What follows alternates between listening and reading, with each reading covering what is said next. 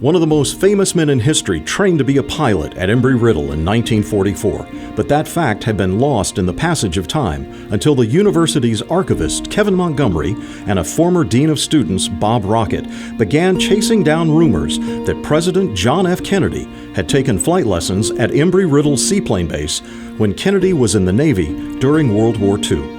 Back in 2004 or 2005, Bob was contacting employees in the 1940s. And he was talking with a woman named Helen Hassey, who had been a flight instructor at our seaplane base. And she told Bob that she remembered the day that JFK showed up for flight lessons. And this was news to us. We'd never heard this before. The story of how JFK ended up in Miami began on a starless night in August 1943. Navy Lieutenant Kennedy was commanding PT-109, a motor torpedo boat that was patrolling the straits in the Solomon Islands, waiting to attack a Japanese naval convoy when an unseen enemy destroyer broadsided the patrol boat, sinking it and scattering the crew members into the water.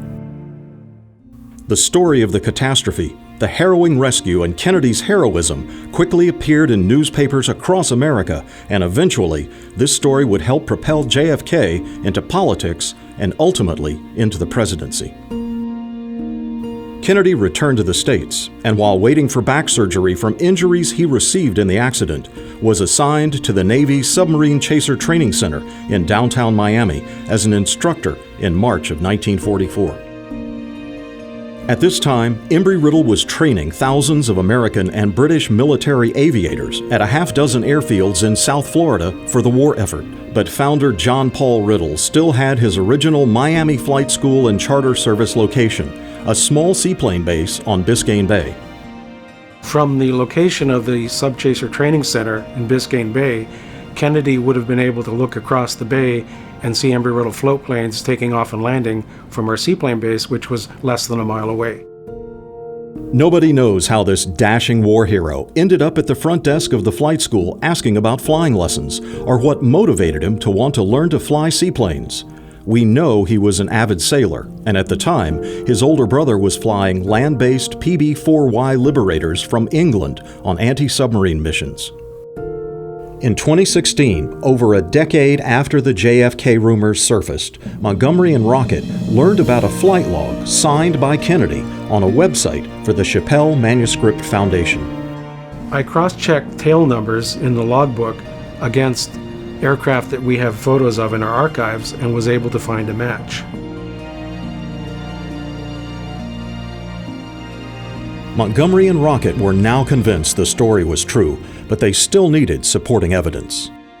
A chance Facebook message in the spring of 2017 to the Embry-Riddle Eagle Alumni Center from Bambi Miller at the Piper Pilot Shop in Vero Beach, Florida, led to the final puzzle piece.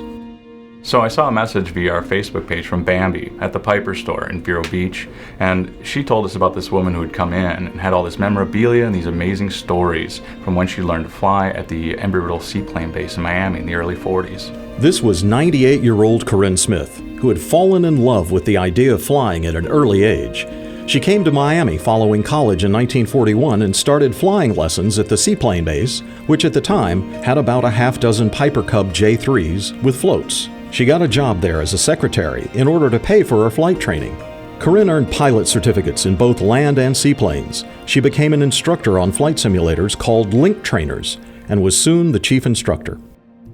Kevin and Alan visited with Smith, and she gave them a copy of her flight log from May of 1944. Corinne's log revealed that two of the tail numbers of aircraft that she flew actually matched two of the aircraft that Kennedy flew. And in one case, Corinne actually flew the same plane as Kennedy on the same day.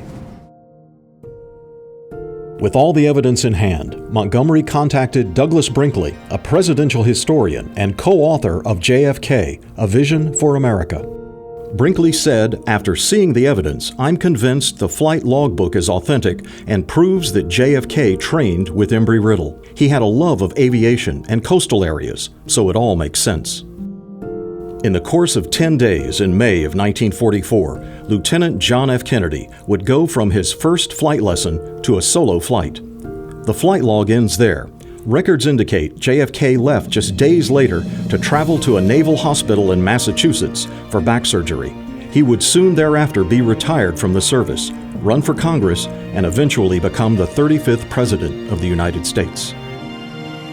Thanks to a small handful of people at Embry-Riddle and a 1944 flight log from alumna and seaplane pilot Corinne Smith, a decades-long rumor has been confirmed. Everyone who has attended Embry-Riddle can count a very famous former president as a fellow Eagle.